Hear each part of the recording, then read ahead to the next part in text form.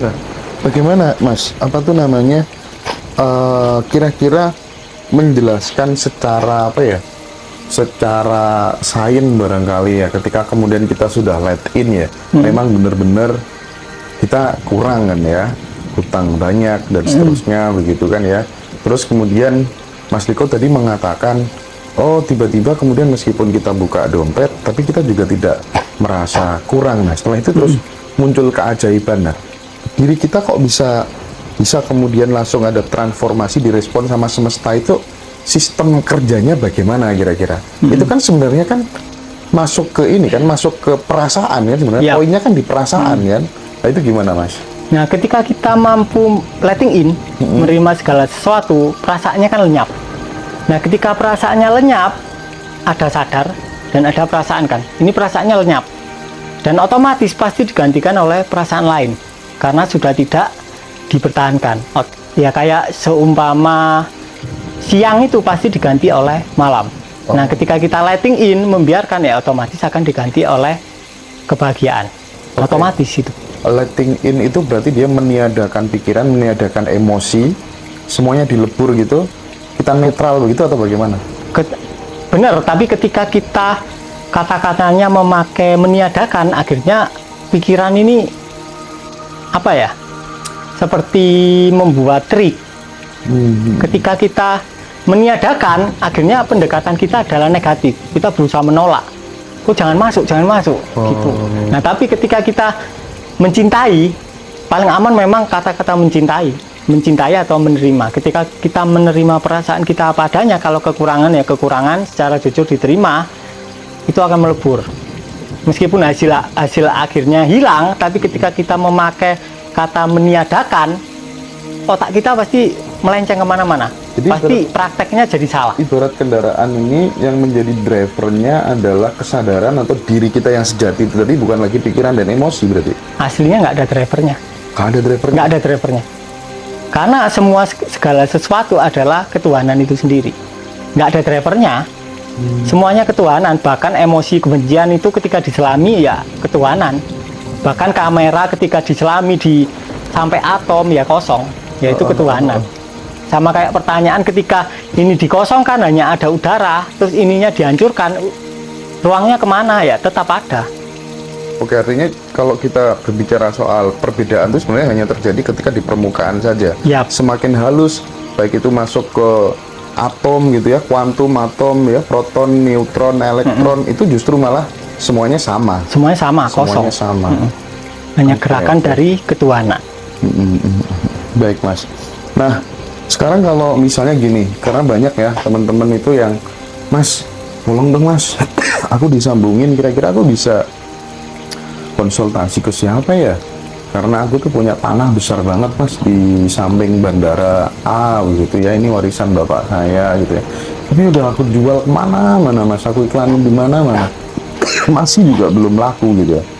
Kalau kasusnya seperti itu Mas Riko, bagaimana kira-kira soal apa jual aset lama ndak laku-laku ya, baik itu rumah, tanah ataupun yang lain-lain, ruko dan seterusnya, gimana Mas Riko? Nah untuk sesuatu terjadi itu kita perlu menarik perasaan ketika itu sudah terjadi ke saat ini.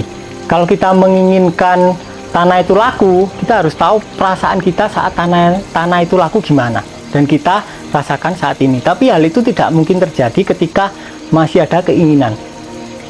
Ketika kita ingin tanahnya laku, berarti faktanya di dalam diri kita tanahnya belum laku. Jadi kita perlu menyadari keinginan itu sendiri. Rasa keinginan itu gimana, kita terima, kita cintai.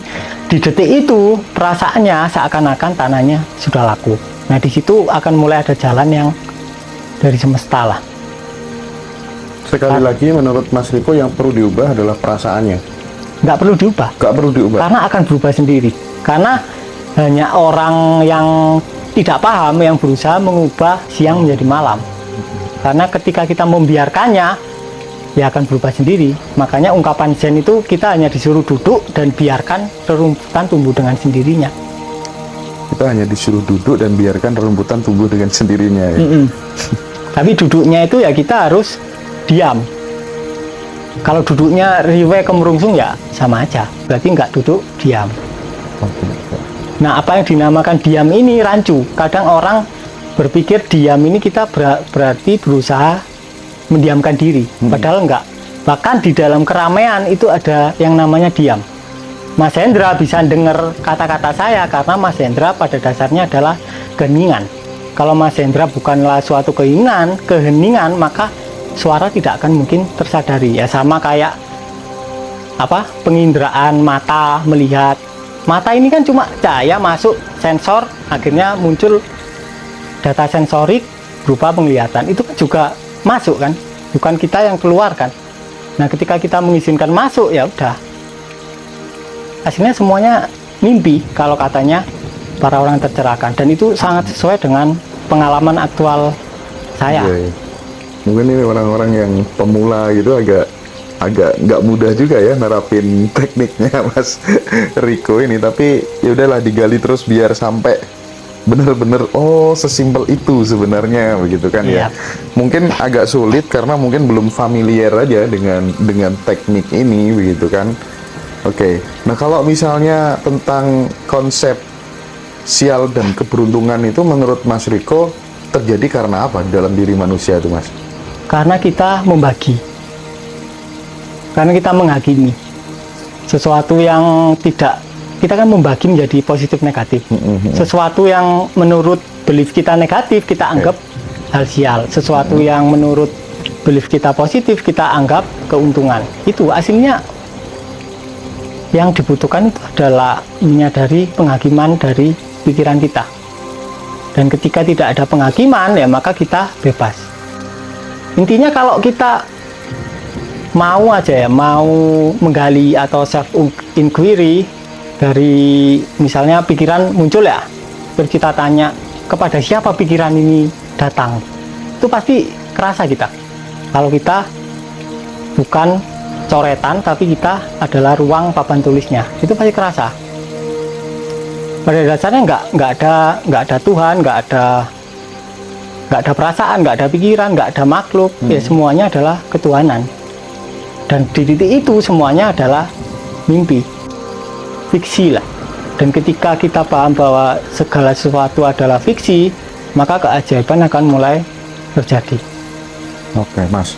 Kalau misalnya gini, aku kan memahami hasil itu terjadi karena sesuatu yang tampak dan tidak tampak gitu. Atau mungkin dengan bahasa lain bisa disebut ya karena effort, teknis, dan non-teknis gitu ya. Nah, bagaimana caranya Mas Riko men-trigger ketika kemudian ada seseorang punya mimpi? Dia pengennya jadi polisi gitu. Dia pengennya jadi atlet gitu. Bisa nggak jadi atlet dan polisi dengan metode let-in? Belum tentu. Belum tentu. Kalau jujur belum tentu. Mungkin kalau motivator bilangnya ya bisa gitu. Tapi kalau saya jujur-jujuran belum tentu. Tapi bisa jadi kamu akan mengalami hal yang lebih sempurna dari sekedar menjadi polisi ataupun atlet. Karena setiap individu karakternya unik. Enggak, berarti bisa jadi menjadi atlet dan menjadi polisi itu tidak sesuai dengan rancangan agung semesta terhadap dirimu. Atau begitu? Yap, karena keinginan manusia kan terbatas sesuai dengan apa yang masuk di kepalanya. Jadi kalau misal orang lahir sebagai benih mawar ya, orang tuanya itu melati sama kaktus. Nah, orang tuanya berusaha mendidik dia agar jadi kaktus, ya akhirnya jadi kaktus palsu. Padahal ketika dia tumbuh, dia akan tumbuh indah sekali menjadi sebuah bunga mawar, dan itu pasti lebih bagus daripada kaktus plastik. Karena kecerdasan semesta pasti lebih sempurna dibandingkan kecerdasan ego yang terbatas. Lebih bagus dan lebih menguntungkan sebenarnya ya. Cuma ya kita menolak karena kita merasa lebih pintar dari kecerdasan semesta itu. Baik.